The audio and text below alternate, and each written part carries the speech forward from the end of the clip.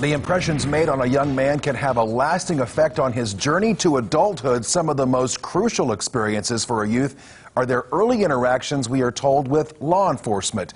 Good evening. Thanks for joining us here at 9 on the Z. Once again, I'm David Oliver. We are going to continue tonight our special series, Everyone's Child, as we have a closer look for you at the mental health of young boys as they grow up to become men. Tonight, the way that the juvenile system has evolved and the impact that a positive relationship with police can have on a child. Our Jesse Inman reports. Youth of any gender, if they have a negative contact with law enforcement of any kind, there is a 25% greater likelihood that that kid will not graduate high school.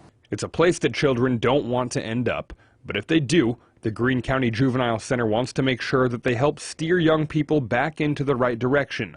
Executive Director Bill Prince says they are on the front end of the criminal justice system in a lot of ways. Brain science tells us that people, in general, their brain is not fully developed until they're 25 years old.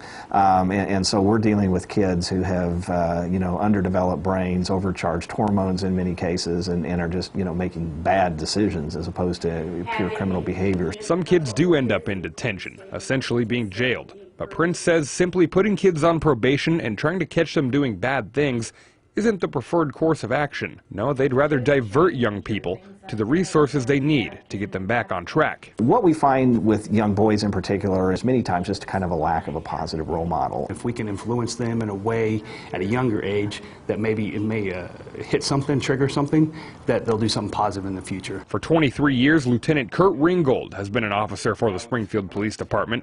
And over the years, he says a lot of things have come full circle. I've seen a lot of bad. Matter of fact, I've been doing it so long, I'm now seeing the youth of some of the guys and girls that I've arrested, their parents, and I'm starting to see that cycle. And what I like to do is break that cycle. Ringgold is an important part of making that happen. As a board member for Big Brothers Big Sisters, he has input on many issues, and he heads up the Bigs in Blue program.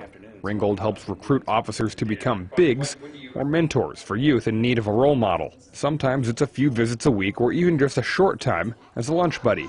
It's impacting other kids that come and sit with them.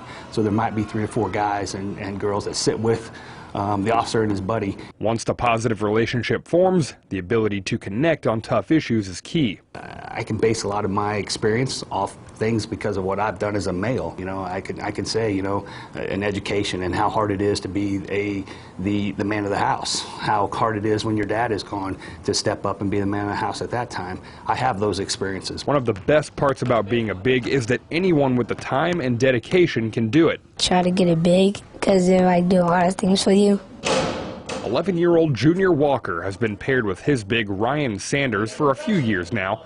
You can tell that he gets a lot out of their friendship. Like, we go eat, we like play a bunch of sports, we go watch movies and stuff.